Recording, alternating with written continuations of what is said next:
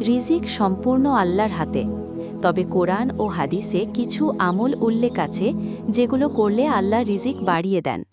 কোরআনে বলা হয়েছে, যে আল্লাহর উপর ভরসা করে আল্লাহ তার জন্য যথেষ্ট। সূরা আত-তালাক আয়াত ৩। আল্লাহ আরও বলেছেন, তুমি তোমার পরিবারকে নামাজে প্রতিষ্ঠিত করো, আমি তোমাদের রিজিক দান করি। সূরা তাহা আয়াত ১৩২। রাসূল সাল্লাল্লাহু আলাইহি ওয়াসাল্লাম বলেছেন, সাদকা রিজিক বৃদ্ধি করে, আয়ু দীর্ঘ করে এবং অনিষ্ট দূর করে। সাহিহ তিরমিজি। আরেক হাদিসে এসেছে, যে ব্যক্তি রিজিক বৃদ্ধি ও আয়ু দীর্ঘ করতে চায় সে আত্মীয়তার সম্পর্ক বজায় রাখুক। সাহিহ বুখারী, মুসলিম।